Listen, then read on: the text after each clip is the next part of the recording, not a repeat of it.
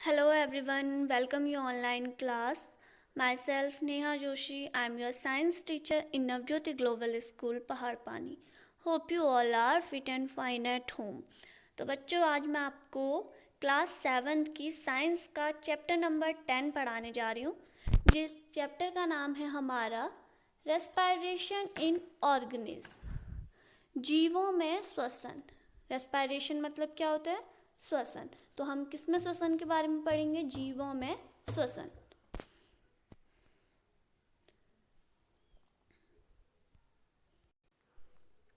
One day, Bujo was eagerly waiting to meet his grandparents who were coming to the town after a year. बूझो अपने दादा दादी से मिलने के लिए उत्सुकता थी, बहुत प्रतीक्षा कर रही थी उनकी, ठीक है, जो कि 1 साल बाद शहर से आ रहे थे। It was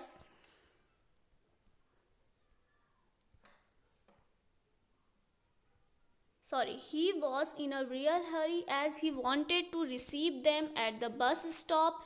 He ran fast and reached the bus stop in a few minutes. तो वह बहुत उत्सुकता थी, उसे जल्दी से जल्दी वहाँ पहुँचना था बस स्टॉप, ताकि वो उनका स्वागत कर सके। He was breathing rapidly. His grandmother asked him why he was breathing so fast. तो जब वो बस स्टेशन बहुत दौड़ दौड़ के बहुत जल्दी से गई, तो जब वो वहाँ गई तो उसकी सांसें तेज़ी से चल रही थी, ठीक है, वो हाफ रही थी। तो उसकी दादी ने उससे पूछा कि वो क्यों हाफ रही है। बूझो told her that he came running all the way, but the question got stuck in his mind. He wondered why running makes a person breathe faster. The answer to Bujo's question lies in understanding why we breathe. Breathing is a part of respiration. Let us learn about respiration. तो ठीक है, उसने अपनी दादा दादी को ये बताया कि वो दौड़ते हुए आ रही थी, पर वो खुद शॉक्ड हो गई। उसे आश्चर्य हुआ कि दौड़ने से, जब वो इतनी तेज दौड़ रही है तो उसकी सांसें क्यों तेज हुई।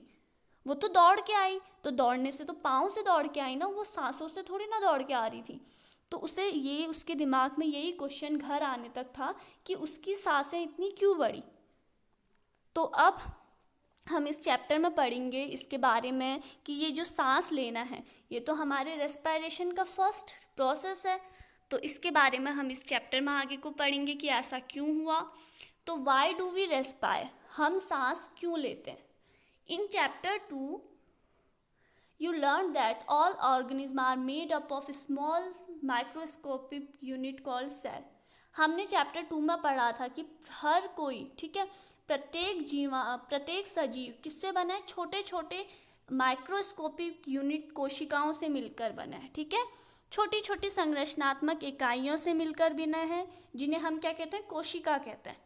A cell is the smallest structure and the functional unit of an organism. जो कोशिका है, ये हमारे शरीर की सबसे छोटी संरचनात्मक व क्रियात्मक इकाई होती है। Each cell of an organism performs certain functions such as nutrition, transport, exertion and reproduction. जो सेल होते हैं, प्रत्येक सजीव के जो सेल होते हैं, प्रत्येक जीवाणु के या प्रत्येक जीव के जो भी हमारी कोशिकाएं होती हैं, या बहुत सारे प्रयोगात्मक कार्य या क्रियात्मक कार्य करती है, जिस तरह खनिज पदार्थों का पोषण, परिवहन, उत्सर्जन, जनन, ये इस तरह की बहुत सारी क्रियात्मक कार्य करती है। To perform this function the cell needs energy. तो इन फंक्शन को, इन कार्यों को करने के लिए कोशिकाओं को किसकी आवश्यकता होती है? एनर्जी की, ऊर्जा की।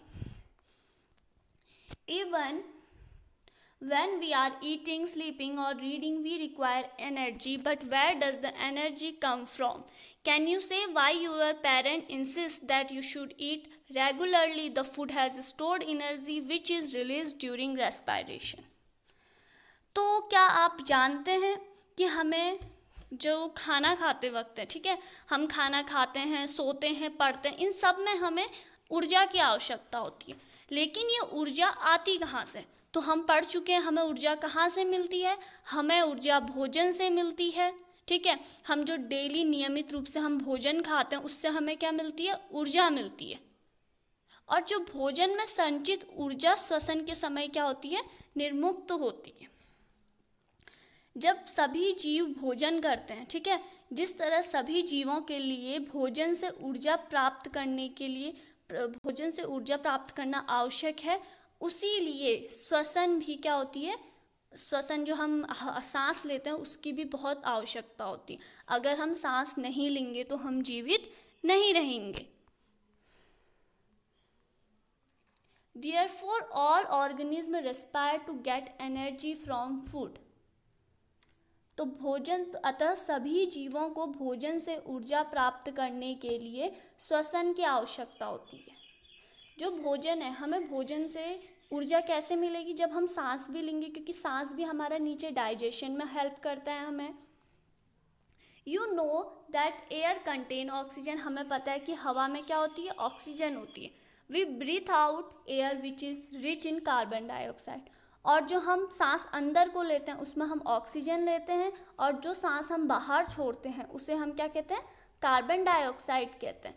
तो हम सभी जानते हैं कि वायु में सबसे ज़्यादा मात्रा में क्या होती है, कार्बन डाइऑक्साइड होती है। The air we breathe in is transported to all parts of the body ultimately to each cell. जो सांस हम शरीर के अंदर लेते हैं वो शरीर के प्रत्येक भागों में, जो हमारी शरीर के अंदर जितनी भी कोशिकाएं हैं सब तक वो हमारी जो सांस है वो सब तक जाती है। In the cell oxygen in the air helps in the break down of food. जो ये हमारी ऑक्सीजन है, ठीक है, जो ये ऑक्सीजन है ये प्रत्येक सेल को, प्रत्येक कोशिकाओं को मदद देती है। क्या मदद देती है, जो भोजन है, ठीक है, जो हम खाना खा रहे हैं उनका ब्रेक डाउन करने के लिए, उनको छोटे छोटे पार्ट में विखंडन करने के लिए ये ऑक्सीजन आवश्यक होती है। The process of break down of food in the cell with the release of energy is called cellular respiration. तो सेलुलर रिस्पायरेशन होता है कोशिकीय श्वसन। कोशिका में भोजन के, ठीक है, कोशिका में भोजन के ब्रेक डाउन या विखंडन का जो ये प्रोसेस होती है और इस प्रोसेस के बदले जो हमें ऊर्जा मिलती है, इस प्रोसेस को हम कहते हैं कोशिकीय श्वसन, cellular respiration. Cellular respiration take place in the cell of all organism. सभी जीवों की कोशिकाओं में कोशिकीय श्वसन होता है। In the cell the food glucose is break down into carbon dioxide and water using oxygen. When breakdown of glucose occurs with the use of oxygen, it is called aerobic respiration. Food can also be broken down without using oxygen. This is called anaerobic respiration. तो कोशिका के अंदर जो हमारा भोजन है, glucose है, oxygen का उपयोग करके कार्बन डाइऑक्साइड और जल में क्या होता है, ब्रेक डाउन हो जाता है। जो खाना है वो ऑक्सीजन की सहायता से किस में ब्रेक डाउन होता है, एक तो कार्बन डाइऑक्साइड में, दूसरा पानी में। When break down of glucose occur with the use of oxygen, जब हमारा भोजन का विखंडन ऑक्सीजन की सहायता से होता है तो हम उसे कहते हैं एरोबिक रेस्पायरेशन। एरोबिक का हिंदी में अर्थ होता है वायवीय, ठीक है, वायु के जरिए श्वसन।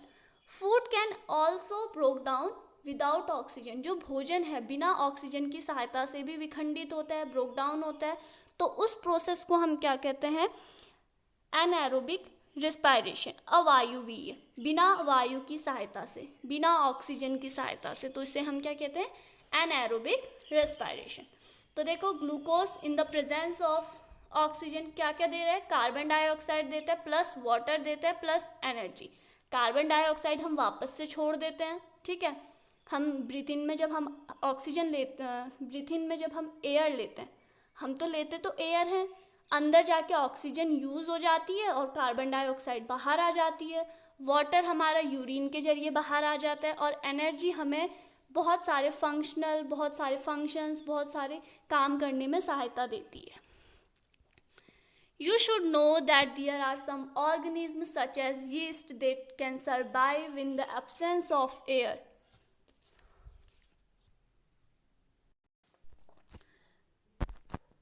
You should know that there are some organisms as yeast that can survive in the absence of air. ठीक है, जैसा कि हम जानते हैं जो यीस्ट है हमारा, ठीक है, यीस्ट जो जीव है ये क्या बिना ऑक्सीजन के सरवाइव करता है, बिना ऑक्सीजन के अपना जीवन व्यापन कर सकता है, तो दे आर कॉल्ड एनाएरोबीज। तो हम इसे क्या कहते हैं, अवयवी, ये बिना वायु की सहायता से अपना जीवन यापन कर सकते हैं। तो ये किसके अंदर आते हैं, एनाएरोबीज के अंदर। They get energy through anaerobic respiration. इनको एनर्जी कैसे मिलती है, एनाएरोबिक रेस्पिरेशन के जरिए। तो जिस यहाँ पे देख सकते हैं जो ग्लूकोज है, जो हमारा फूड है, वो in the absence of oxygen, oxygen की अनुपस्थिति में ब्रेक डाउन हो रहा है, और क्या मिल रहा है, अल्कोहल और कार्बन डाइऑक्साइड प्लस एनर्जी। ठीक है, तो हमें जब हमारा ऑक्सीजन की अनुपस्थिति में हमारा फूड का विखंडन होता है तो हमें क्या मिलता है, अल्कोहल, कार्बन डाइऑक्साइड और एनर्जी। और जब हमारा ऑक्सीजन की उपस्थिति में, प्रेजेंस ऑफ ऑक्सीजन की उपस्थिति में हमारा फूड का विखंडन होता है, ब्रेक डाउन होता है, तो हमें मिलता है कार्बन डाइऑक्साइड, वाटर और एनर्जी। तो देखो, जब ऑक्सीजन है तब वाटर मिल रहा है, और जब ऑक्सीजन नहीं है तब हमें अल्कोहल मिल रहा है, तब हमें वाटर नहीं मिलता है। Our muscle cell can also respire anaerobically but only for short time when there is a temporary deficiency of oxygen. During heavy exercise, fast running, cycling, walking for many hours or heavy weight lifting, the demand for energy is high but the supply of oxygen to produce the energy is limited. The anaerobic respiration take place in the muscle cell to fulfill the demand of energy. तो इस पैरे से हमें ये पता चलता है जो हमारी मांसपेशियाँ होती हैं, हमारी मसल्स होती हैं, वो भी सांस लेती हैं, पर कैसे, एनाएरोबिक रेस्पिरेशन, बिना ऑक्सीजन की सहायता से। पर वो ये ज़्यादा लंबे समय तक नहीं करती है, शॉर्ट टाइम, कुछ ही देर, कुछ ही समय के लिए, जब कभी हमारी शरीर को ज़्यादा एनर्जी की आवश्यकता होती है। ठीक है, ज़्यादा एनर्जी की आवश्यकता क्यों पड़ती है, जैसे कभी आपने ज़्यादा एक्सरसाइज कर ली, आप बहुत तेज़ दौड़ गए, साइकिलिंग कर ली, वॉकिंग कर लिया, आपने वेट लिफ्ट कर लिया कुछ ज़्यादा ही, तो हमारे शरीर में ऊर्जा की जो मांग है वो भी बढ़ जाती है। इन सब कामों में ऊर्जा लग रही है, पर जो हमारा शरीर है वो एक लिमिटेड ऊर्जा बनाता है। ठीक है, ऐसा नहीं है कि आज आपने बहुत काम करना है तो आज आपके लिए बहुत ज़्यादा ऊर्जा बनाएगा, वो अपनी लिमिट के अकॉर्डिंग ही ऊर्जा बना रहा है। पर आज आपने ज़्यादा काम कर लिया और आपके शरीर को ऊर्जा चाहिए तो वो डिमांड करने लगता है। तो इसके लिए जो हमारी मांसपेशियाँ हैं वो एनाएरोबिकली, मतलब कुछ ही देर के लिए एनाएरोबिकली, बिना ऑक्सीजन की उपस्थिति के श्वसन करती हैं।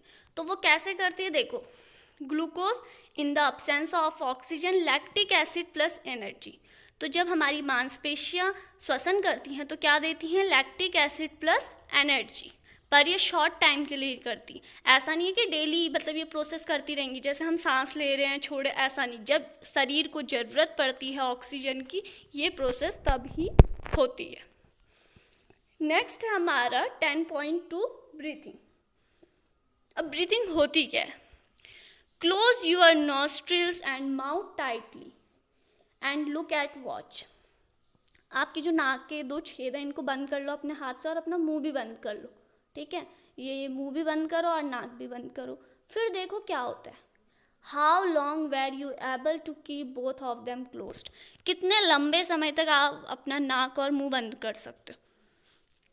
तो आप बेसिकली 1 सेकंड या 2 सेकंड कर पाओगे, वो भी मुश्किल से, क्योंकि अगर हम नाक भी बंद कर देंगे, मुंह भी बंद कर देंगे, तो सांस कैसे लोगे, तो सांस ही नहीं लोगे तो मर जाओगे ना, मर सकते हो ना आराम से।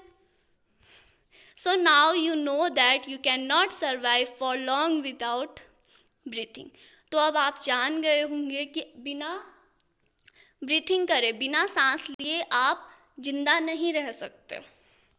Breathing means taking in air rich in oxygen and giving out air rich in carbon dioxide with the help of respiratory organs. The taking in of air rich in oxygen into the body is called inhalation, and giving out of air rich in carbon dioxide is known as exhalation. तो इस तरह हम सांस लेते हैं और सांस छोड़ते हैं। ठीक है, हम सांस लेते वक्त प्रचुर मात्रा में ऑक्सीजन लेते हैं, हम पहले एयर लेते हैं। ठीक है, तो उसके अंदर से जो एयर है, हमारे शरीर के अंदर एयर जाती है, उस एयर में से हमारा शरीर सिर्फ ऑक्सीजन को लेता है और ऑक्सीजन से वो फूड का ब्रेक डाउन करता है और कार्बन डाइऑक्साइड निकालता है, और वो कार्बन डाइऑक्साइड हम ब्रीथ आउट कर लेते हैं। तो हम सांस लेते हैं और सांस छोड़ते हैं। हम सिर्फ ऑक्सीजन को लेते हैं, उस वायु में से, उस हवा में से हम सिर्फ ऑक्सीजन को लेते हैं और कार्बन डाइऑक्साइड को छोड़ देते हैं। तो ऑक्सीजन को लेना इनहेल करना इनहेलेशन कहलाता है। ठीक है, आपका एयर में से ऑक्सीजन को लेना इनहेलेशन कहलाता है और कार्बन डाइऑक्साइड को छोड़ना एक्सहेलेशन कहलाता है। It is a continuous process which on all the time through out the life of an organism. यह एक लगातार चलने वाली क्रिया है जब तक आपका कोई इंसान या कोई भी ऑर्गेनिज्म में आपकी लाइफ है। ठीक है, जब तक उसकी लाइफ है, मतलब वो पैदा होने से मरने तक उसमें सांसें चलेंगी। जब इंसान मर जाएगा तो इसकी सांसें भी रुक जाती हैं। The numbers of time a person breathe in a minute is termed as a breathing rate. एक मिनट में किसी व्यक्ति द्वारा ली गई सांसें हमारी क्या कहलाती हैं? ब्रीथिंग रेट, श्वसन दर। ठीक है, during breathing inhalation and exhalation take place alternately. तो जब हम सांस लेते हैं, जो इनहेलेशन और एक्सहेलेशन होता है ये अल्टरनेटिवली होते हैं। ठीक है, या अल्टरनेटली होते हैं। ऐसा होता है कि इसमें अल्टरनेट चलता है इस तरह का, जैसे आप सांस ले रहे हो तो उस टाइम पे आप सिर्फ सांस लोगे, ये नहीं कि दोनों प्रोसेस एक साथ होगी, सांस लोगे भी, इनहेल भी करोगे, एक्सहेल भी करोगे, ऐसा नहीं होगा। इनहेल एक्सहेल, एक्सहेल, जैसे inhale exhale, inhale exhale, inhale exhale, ये नहीं कि दोनों एक साथ हो रहा है, इनहेल भी हो रहा है एक्सहेल भी हो रहा है, ऐसा नहीं होता। जैसे अभी आपने सांस ली, सांस लो, अब सांस छोड़ो, तो देखो एक टाइम पे सिर्फ एक ही प्रोसेस हो रही है। तो नेक्स्ट टॉपिक है अब हमारा, हाउ डू वी ब्रीथ। हम सांस कैसे लेते हैं? तो इससे पहले जो हमने टॉपिक पढ़ा था, एक तो हमने पढ़ा था सांस के बारे में, ये सांस होता क्या है, हम मतलब सांस है क्या। ठीक, दूसरा हमने पढ़ा था हम सांस क्यों ले रहे हैं। अब हम एक ह्यूमन बीइंग हैं, हमारे अंदर लाइफ है, हम जीवित हैं, सजीव है, तो हम सांस ले रहे हैं, यही रीज़न है। अगर हम सांस ही नहीं लेंगे तो हमारी बॉडी, मतलब अगर हम सांस नहीं लेंगे तो हम एक डेड बॉडी होंगे। तो हम सांस ले रहे हैं तो हम एक लिविंग ऑर्गेनिज्म है। अब हमारा टॉपिक है हाउ डू वी ब्रीथ, हम सांस कैसे लेते हैं। Let us now learn about the mechanism of breathing. अब हम सांस लेने की क्रियाविधि के बारे में जानेंगे। Normally we take in air through our nostril. सामान्यतः हम सांस कैसे लेते हैं? हवा से लेते हैं। और किसके थ्रू लेते हैं? नॉस्ट्रिल, नाक के। When we inhale air, it pass throughout nostril into nasal cavity. जब हम सांस लेते हैं तो ये हमारी नॉस्ट्रिल से, नाक के जो ये दो छेद है, इनसे कहाँ जाती है? नेसल कैविटी में जाती है, नाक की गुहिका में। From the nasal cavity the air reach our lungs through the wind pipe. और नाक की गुहिका से ये फेफड़ों में जाती है, लंग्स में। किससे? एक पाइप होता है, विंड पाइप, उसके through. Lungs are present in the chest cavity. और जो लंग्स होते हैं वो कहाँ होते हैं? हमारे चेस्ट कैविटी में होते हैं। This cavity is surrounded by ribs on the side.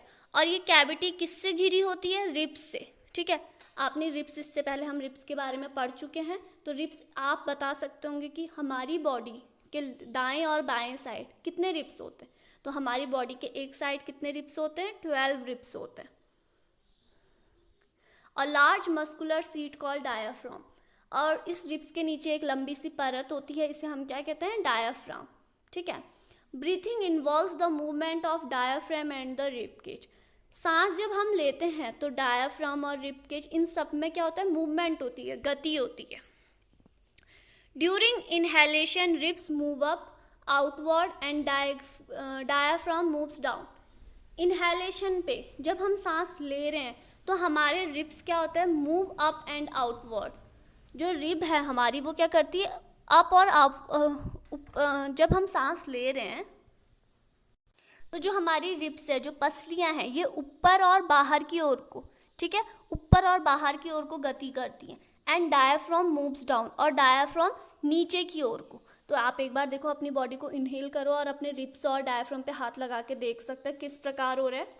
The movement increase space in our chest cavity and air rushes into the lungs. तो यह जो गति हो रही है हमारी रिब्स की, तो इससे क्या होता है, हमारा जो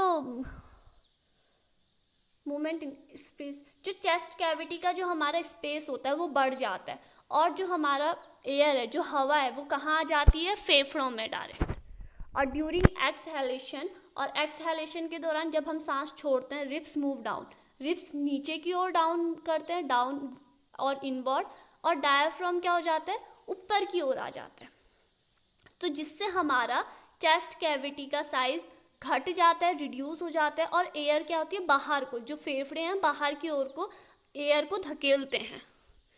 तो यहाँ पे जो डायग्राम है आप इसमें देख सकते हैं किस तरह हमारे, देखो ये है हमारे नेसल पैसेज, यहाँ से हमारे शरीर में जा रहा है.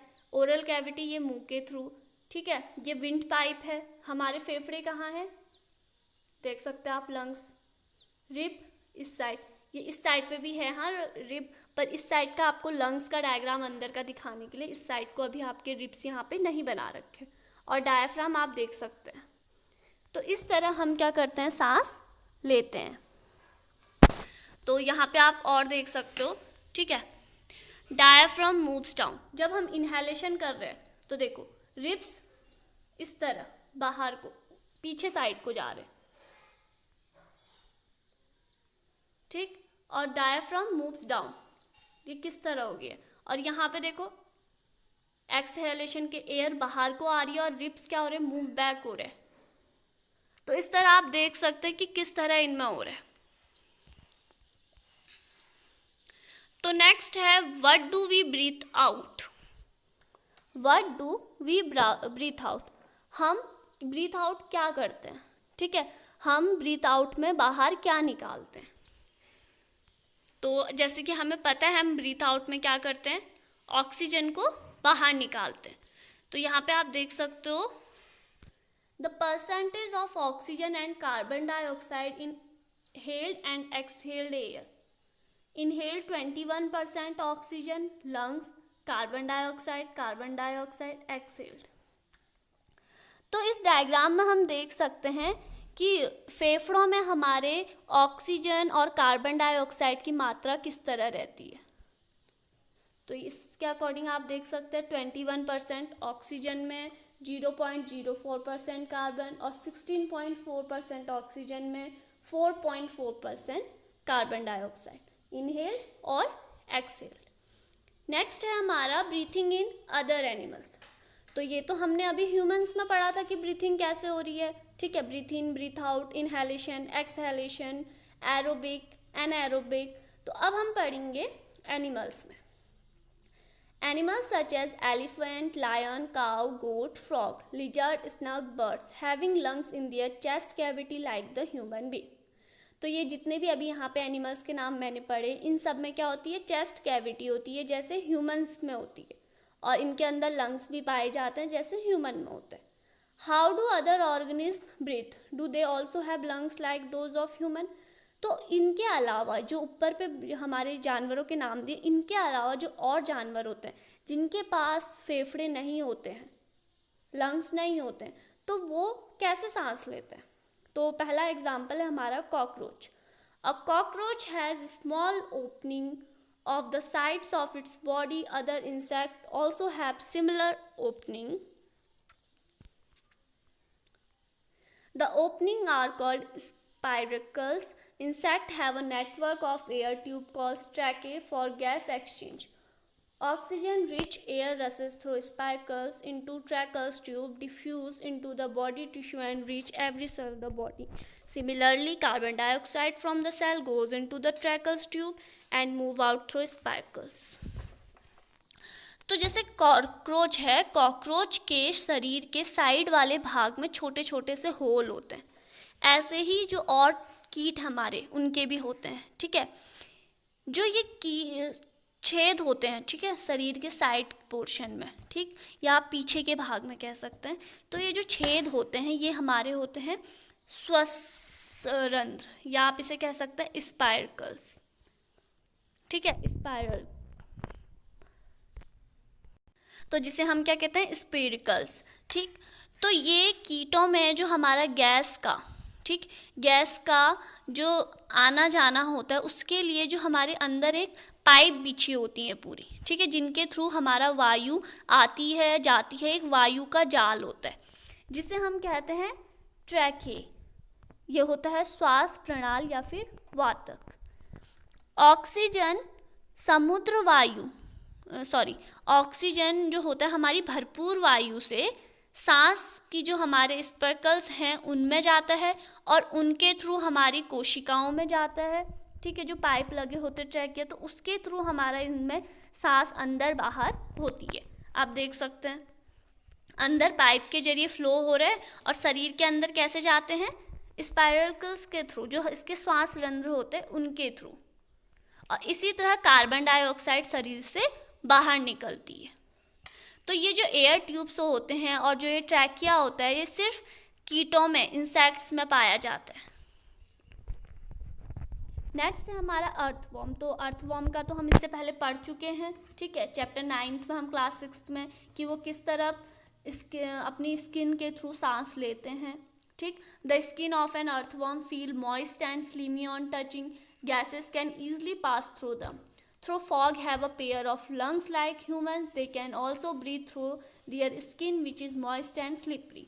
जो हमारे अर्थवॉर्म होते हैं वो अपनी स्किन के थ्रू क्या लेते हैं, सांस लेते हैं, क्योंकि उनकी स्किन बहुत स्लिम और मॉइस्ट होती है, और जबकि मेढक के तो लंग्स पाए जाते हैं। तो अब है ब्रीथिंग अंडर वाटर। तो जैसे ब्रीथिंग अंडर वाटर हमने ये भी पढ़ चुके हैं, आपने देखा होगा कि मछलियों के अंदर क्या होता है, बॉडी के अंदर गिल्स, तो वो गिल्स के थ्रू क्या लेती हैं, ब्रीथ इन ब्रीथ आउट करती हैं।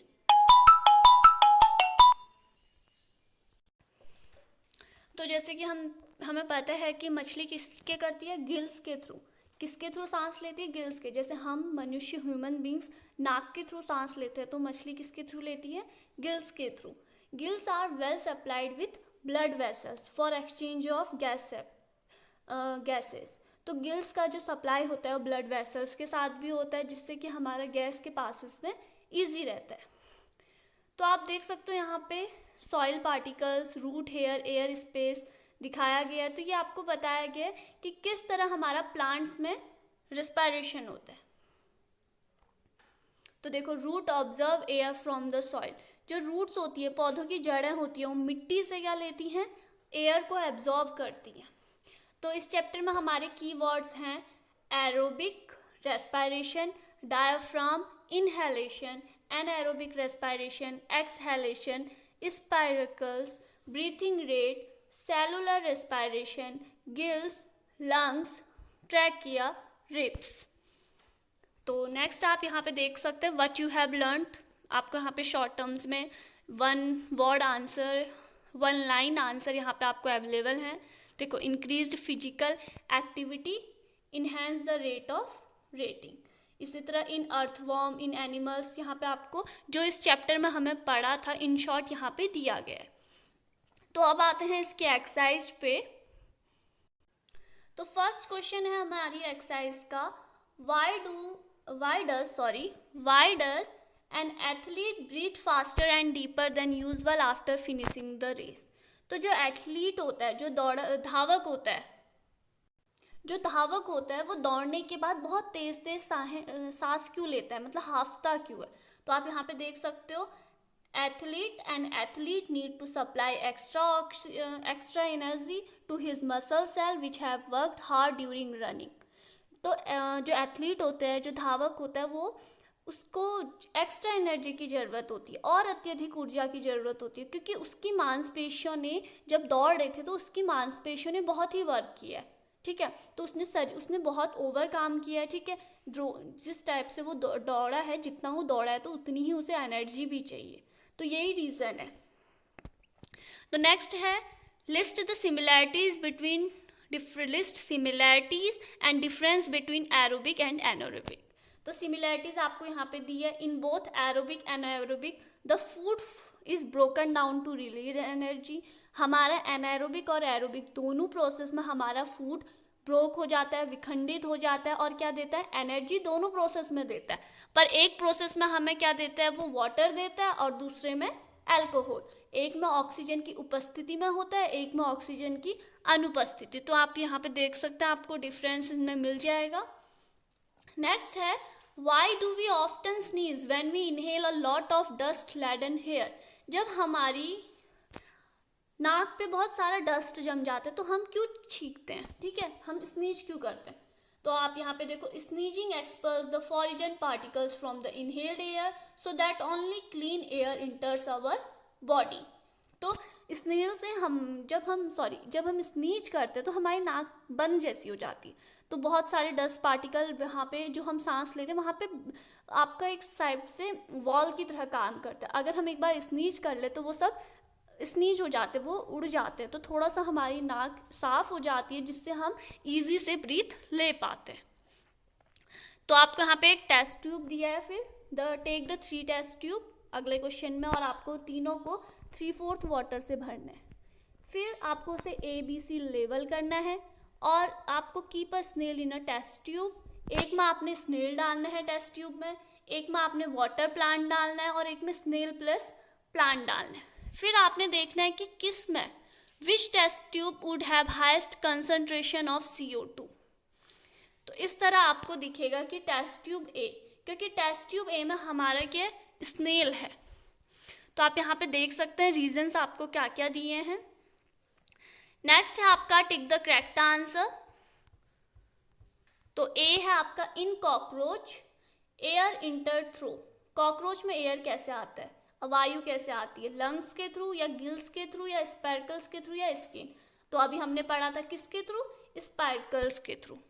नेक्स्ट है, during heavy exercise we get cramps in the legs due to the accumulation of.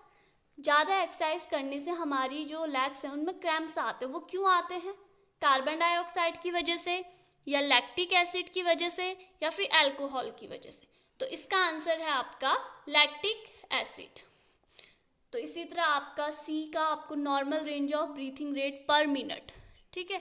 एक स्वस्थ इंसान की जो नॉर्मल रेट होती है ब्रीथिंग, वो होती है हमारी अडल्ट पर्सन की 15 to 18, ठीक है।